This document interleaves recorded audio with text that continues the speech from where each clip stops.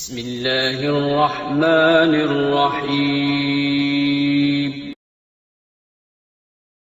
اللہ تعالیٰ نے حضرت ایوب علیہ السلام کو بہت کچھ دنیا کی نعمتیں عطا کی تھی، اولاد بھی، باغات بھی، مال مویشی بھی، غلام خادم نوکر بھی، بہت کچھ اللہ تعالیٰ نے خزانے عطا کیے تھے۔ ہزاروں کی تعداد میں گھوڑے، اونٹ، بکریاں، ان کو سنبھالنے والے کم از کم 500 لوگ تھے جو ان کو سنبھالتے تھے۔ 500 خادم غلام تھے حضرت کے۔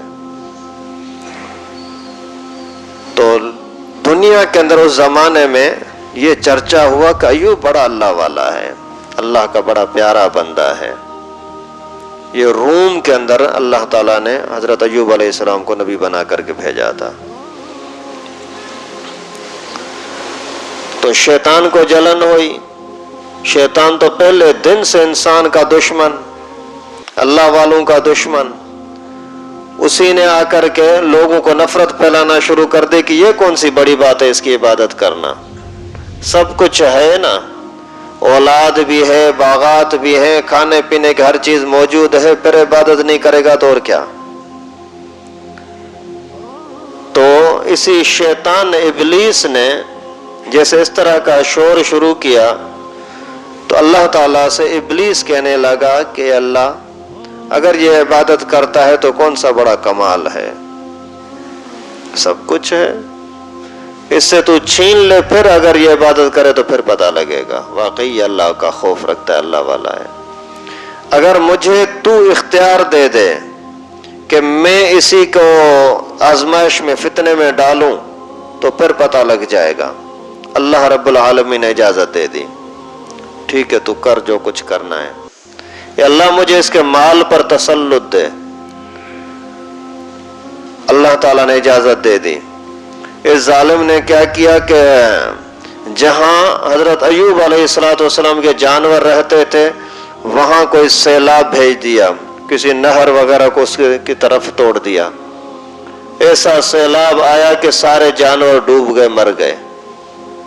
پھر بڑا شریف بن کر کے، معصوم بن کر کے آیا ایوب، بہت بڑا دکھ ہوا، ایک انسان کی شکل میں بن کے آیا، بہت دکھ ہوا، کیا ہوا، خیر تو ہے؟ وہاں کوئی سیلاب آ گیا، بڑا پانی کا ایک ریلا آ گیا اور تیرے سارے جانور وہاں ڈوب گئے، مر گئے۔ حضرت ایوب علیہ السلام نے فرمایا کہ اللہ کی مرضی، انا للہ و انا الیہ راجعون، دیا بھی اللہ نے، لیا بھی اللہ نے، ٹھیک ہے، کوئی مسئلہ نہیں ہے۔ اور شکر ادا کیا اس بات پر کہ پہلے میں اللہ تعالیٰ کی عبادت میں کچھ کمی کرتا تھا اس لیے کہ میرا ذہن کچھ یہاں بھی جاتا تھا، ابھی یہ بھی انتظار ختم ہو گیا۔ اس کو اور بڑا جھٹکا لگا کہ یہ کیا۔ پھر کسی موقع پر جا کر کے اس نے شرارت کی، کافی لمبا عرصہ ہے، تقریباً 18 سال تک یہ آزمائش چلی۔ 18 سال، ایک دو دن کی باتیں نہیں ہیں۔ لیکن حضرت ایوب علیہ السلام کی عبادت میں کمی کچھ بھی نہیں ہے اور اضافہ ہو رہا ہے۔ صبر بھی ایسا صبر کہ الٹا اس کو جلا دیا۔ پھر اس نے جا کر کے اپنے چیلوں کو ابلیس نے لے کر کے آیا اور آ کر کے پورے باغات کو آگ لگا دی، سارا آمدنی کا ذریعہ جل گیا، تباہ ہو گیا۔ پھر وہی معصوم شکل بنا کر کے آیا، ایوب تیرے اوپر بڑا ترس آ رہا ہے یار، میرے لیے جو خدمت و حکم ہو میں کروں، لیکن ابھی کیا کر سکتے ہیں، میں کیا کر سکتا ہوں، جو آپ کو بولنا ہے بولیں۔ بھائی کیا ہے بات، کیا ہوئی؟ بولا یار آگ آئی تھی اور یہ سارا کچھ جل گیا، اور اندازہ ہے کہ کسی نے آگ لگائی ہوگی، آپ ادھر ادھر تحقیقات کرو، پھر معلومات کرتے ہیں، پھر اس کو ختم کریں گے، میں تیرا ساتھ دوں گا۔ ابلیس تو ابلیس ہے، شیطانوں کا سردار۔ حضرت ایوب علیہ السلام نے اس پر بھی صبر کیا، بولا اللہ تعالیٰ کی مرضی، دیا بھی اللہ نے، لیا بھی اللہ نے، اللہ کی رضا پہ میں راضی ہوں۔ اور زیادہ جلن ہوئی کہ یہ کیا ہو رہا ہے، اور اس کے بعد ایک مرتبہ گھر کے اندر سارا گھرانہ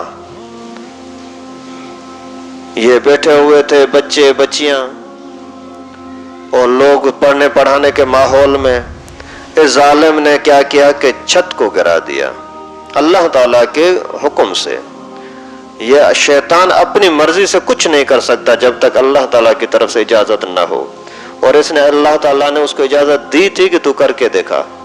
تو جو دنیا کے اندر یہ فتنہ مچا رہا ہے نا کہ اس کے پاس دنیا ہے تبھی اللہ کی عبادت کر رہا ہے، میرے بندے میرے پیارے دنیا کے محتاج نہیں ہوتے، دنیا ملی تو بھی ٹھیک، نہ ملی تو بھی ٹھیک، ان کی نظر اللہ کی رضا پر ہوتی ہے بس۔ جیسے اسی ابلیس نے پہلے بکواس کی تھی نا کہ ابراہیم علیہ السلام کے اللہ کے ساتھ پیار نہیں ہے، بیٹے اسماعیل کے ساتھ پیار ہے۔ اللہ تعالیٰ نے حکم دیا جاؤ اسماعیل کو ہی چھوڑ دو جنگلات کے اندر، جا کر کے جنگل میں چھوڑا۔ پھر آگے بولتا ہے کہ نہیں یہ کوئی کمال نہیں ہے، اللہ تعالیٰ کی طرف سے پھر آزمائش ہے کہ اس کو ذبح کرنے کے لیے تیار ہو گیا۔ ابلیس ہمیشہ اس طرح کی نفرتیں پھیلاتا ہے۔ پھر اللہ تعالیٰ سے دعا کی ابلیس نے، شیطان نے، کہ اللہ مجھے اس کے جسم پر تسلط دے دے، میں اس کے جسم پر وار کروں۔ دنیاوی سارے سہارے ختم ہو گئے، جانور ختم، باغات آمدنی کا ذریعہ ختم، اور جو خاندان کے لوگ تھے وہ سارے کے سارے مر گئے۔ اس کے باوجود وہ صبر کو نہیں چھوڑ رہے، ابھی آیا اس کے ذات پر حملہ کرنے کے لیے۔ اللہ تعالیٰ نے اجازت دے دی۔ ابھی یہاں ایک عجیب بات سنیں، یہ حضرت ایوب علیہ السلام کے خلاف دعا کرنے والا کون تھا؟ ابلیس، شیطانوں کا سردار۔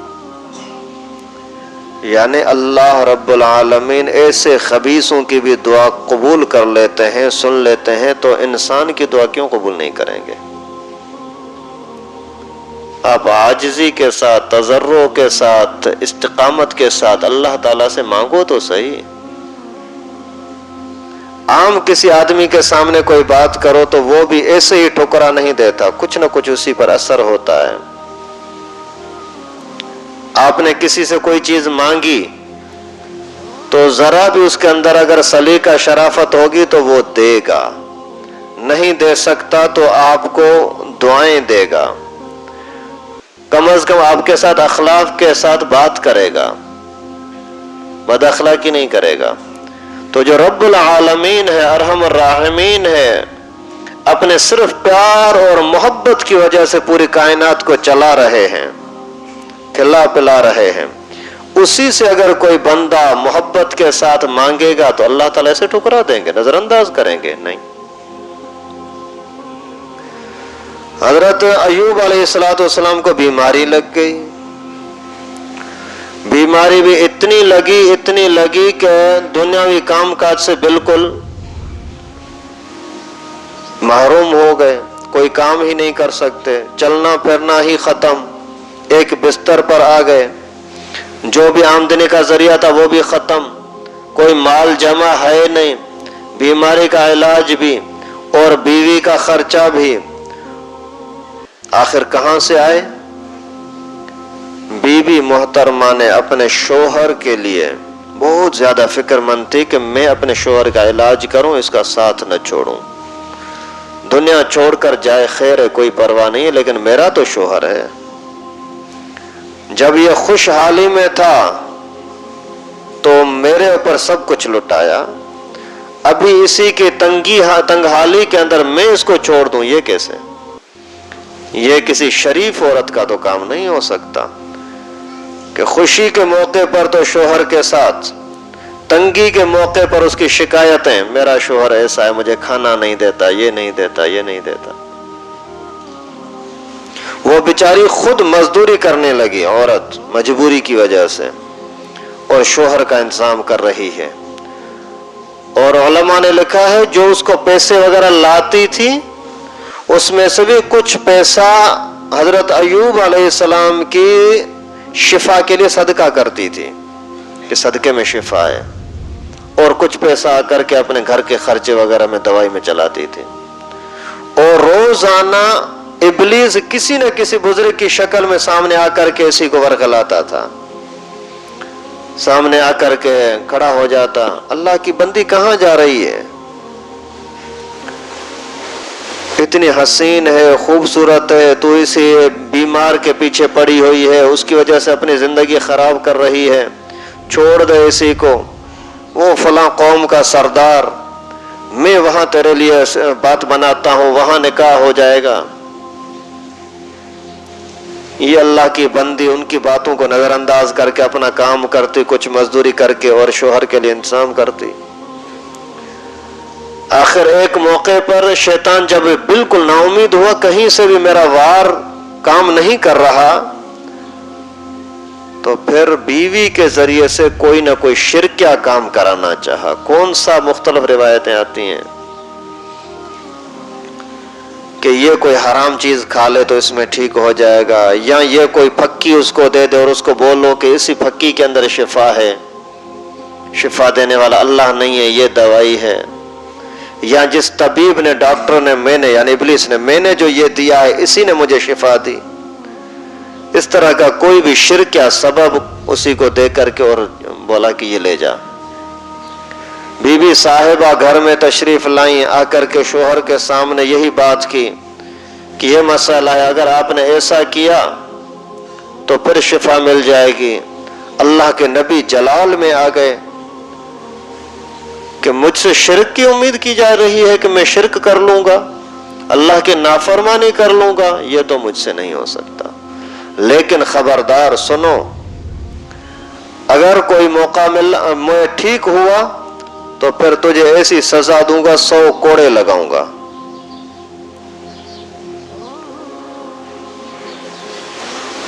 آخر یہ بیماری کا عرصہ چلتا رہا، بیماری کا زمانہ.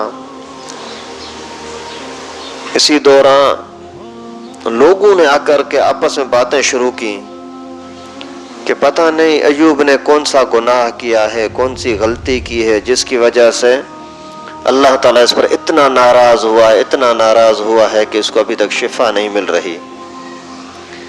یہ جملہ کسی طرح سے حضرت ایوب علیہ السلام کے کان پر پہنچا، بڑا صدمہ پہنچا. اے اللہ، میں ابھی اس حالت تک آ گیا کہ عام لوگ بھی مجھے اس طرح سے اتنا برا سمجھنے لگے. اے اللہ میرے حال پر رحم فرما.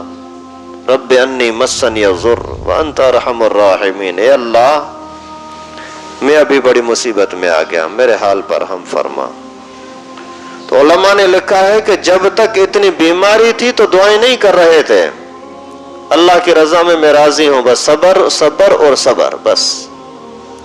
لیکن جب یہ تانا ملا کہ لوگ کہہ رہے ہیں کہ شاید یہ اللہ کا نافرمان ہے جس کی وجہ سے یہ سزا ملی ہے، اس پر رو پڑے. اے اللہ میرے حال پر رحم فرما. ابلیس ملعون بھی رسوا ہوا، اس کی چالیں نہیں چلیں، اس کا صبر کا پیمانہ سبحان اللہ، اور کہیں بھی شکوہ شکایت بالکل بھی نہیں. تو پھر اللہ تعالیٰ کی طرف سے رحمت کا، اللہ کی رحمت کو جوش آیا اور فرمایا کہ ایوب جہاں ہے وہیں پاؤں مار. جیسا ہی پاؤں مارا تو پانی کا چشمہ ابل پڑا، امتحان میں پاس ہو گیا، پانی نکل پڑا. اے اللہ اس کو کیا کرنا ہے؟ نہا لے اسی سے، جسمانی بیماریاں ختم ہو جائیں گی. اللہ کے فضل سے لمحوں کے اندر بیماریاں ختم. پی لے اسی سے، اندر کی تکلیفیں ختم ہو جائیں گی. پانی پی لیا، اندر سے بالکل ٹھیک ٹھاک وہی جوانی واپس آ گئی. اے اللہ ابھی کیا کرنا ہے؟ ابھی وہاں نہا رہے ہیں، نہاتے ہوئے ہی دیکھا کہ آسمان سے سونے کی ٹڈیاں یہ اس کے اوپر گر رہی ہیں، سونے کے سکے سمجھو. حضرت ایوب علیہ السلام نہانے کے دوران ان کو اپنی طرف کھینچنے کی کوشش کی. اللہ تعالیٰ نے فرمایا ایوب کیا تجھے میں نے غنی بے پرواہ نہیں بنایا؟ عرض کیا اللہ میں تیری رحمت کا محتاج ہوں، اس کے علاوہ اور ہر سب چیزوں سے بے پرواہ ہوں، لیکن تیری رحمت کا تو میں محتاج ہوں، یہ بھی رحمت کے طور پر نازل ہو، یہ تو اس کو لے رہا ہوں، پکڑ رہا ہوں۔ اللہ تعالیٰ نے پہلے سے کئی گنا بڑھا کر کے مال بھی عطا کیا، اولاد بھی عطا کی، نئی اولاد بھی ملی، اور پرانی اولاد کو بھی اللہ تعالیٰ نے دوبارہ زندہ کیا۔ اللہ تعالیٰ نے اتنا بڑا انعام اور احسان کیا، کیوں؟ ان اللہ مع الصابرین، اللہ تعالیٰ صبر کرنے والوں کے ساتھ ہیں۔ اس وجہ سے اسی پورے بیان کا خلاصہ یہ کہ تکلیف ہو، پریشانی ہو، صبر کرو، اللہ تعالیٰ اچھا بدلہ عطا کریں گے۔ بے صبری کرو گے ملے گا کچھ بھی نہیں، لیکن اپنا اعمال برباد کر بیٹھو گے۔ باقی یہ مسئلہ کہ حضرت ایوب علیہ السلام نے گھر والی سے کہا تھا کہ میں تجھے 100 کوڑے ماروں گا، ابھی وفادار اتنی بیوی ہے کہ کسی چیز کی پرواہ کیے بغیر اسی کی خدمت میں لگی ہوئی ہے، اس کے لیے اتنا سخت فیصلہ کیوں کیا کہ شرک خطرناک چیز ہے، شرک کی طرف کھینچنے والے سے بڑا دشمن کوئی نہیں ہو سکتا۔ آپ کا بھی اگر کوئی بھی بندہ ایسا ہے جو شرک یا بدعت یا ناجائز کاموں کی طرف بلاتا ہے نا، اپنا سب سے بڑا دشمن اسی کو سمجھو۔ جو بھی آپ کو گناہ کی دعوت دے رہا ہے یا شرک کی دعوت دے رہا ہے، سمجھو کہ سب سے بڑا دشمن اگر تمہارا ہے تو یہی ہے۔ کوئی گولی مار دے اس کے اندر اتنا نقصان نہیں ہے جتنا تم سے شرک کرا دے، زنا کرا دے، شراب پلا دے، حرام کرا دے، یہ تمہارا دشمن ہے۔ لیکن چونکہ عورت وفادار تھی، حضرت ایوب نے جو کام کیا وہ ایمانی غیرت کی وجہ سے یہ فیصلہ کیا، لیکن اللہ تبارک و تعالیٰ تو بی بی رحمت کو، گھر والی کو جانتے تھے نا کہ اس کی کتنی محبت ہے، وہ اسی محبت میں، اسی لالچ میں یہ کام کر رہی تھی کہ میرا شوہر شفا یاب ہو جائے۔ تو اللہ تعالیٰ نے پھر آسان سا اس کے لیے علاج بتلایا کہ ایک جھاڑو اٹھا لے جس میں 100 تنکے ہوں گے، ایک مرتبہ مارے گا تیری قسم بھی پوری ہو جائے گی اور وہ زخم سے، چوٹ سے بھی بچ جائے گی۔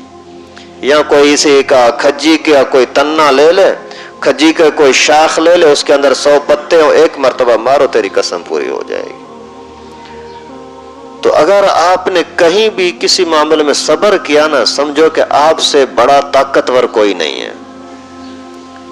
صبر کا مقصد یہ ہوتا ہے کہ آپ نے سامنے والے کا مقابلہ خود نہیں کیا، اپنا کیس اللہ کے حوالے کیا، تو پھر اللہ تعالیٰ تو سب جانتے ہیں نا۔ کوئی گالی دے، آپ نے صبر کیا، سمجھو کہ آپ نے اس کو مکہ مارنے سے زیادہ بدلہ لے لیا۔ آپ کے اوپر کسی نے تہمت لگائی، الزام لگایا، کسی نے آپ کو تھپڑ ماری، مکہ مارا، ابھی آپ اس کو گولی مارو نا، اس کے اندر اتنا نقصان نہیں ہوگا اس کا جتنا آپ نے اپنا کیس اللہ کے حوالے کر دیا۔ جیسے واقعہ آتا ہے نا، قد قتلہ صبر ابی حنیفہ، ابو حنیفہ کے ساتھ امام ابو حنیفہ رحمہ اللہ، اسی کو سامنے کسی نے بے ادبی کی، اس نے خاموشی کی، اسی ٹائم پر ایک قدرت کی طرف سے غیبی تھپڑ لگی، اسی ٹائم پر وہ ظالم مر گیا۔ لوگوں نے کہنا شروع کر دیا قد قتلہ صبر ابی حنیفہ، ابو حنیفہ کے صبر نے اس کو مار دیا۔ ان اللہ مع الصابرین، صبر کریں، دنیاوی حالات کی وجہ سے، بیماریوں کی وجہ سے، کسی تکلیف کی وجہ سے اللہ تعالیٰ اس سے بہتر اچھا بدلہ آپ کو عطا کریں گے۔ اللہ رب العالمین سے دعا ہے کہ ہم سب کو عزت کی، دینداری کی، سنت کی زندگی نصیب فرمائے۔ وآخر دعوانا ان الحمدللہ رب لائک کریں ہماری ویڈیو کو، سبسکرائب کریں اور ساتھ میں بیل آئیکن کو دبانا نہ بھولیں۔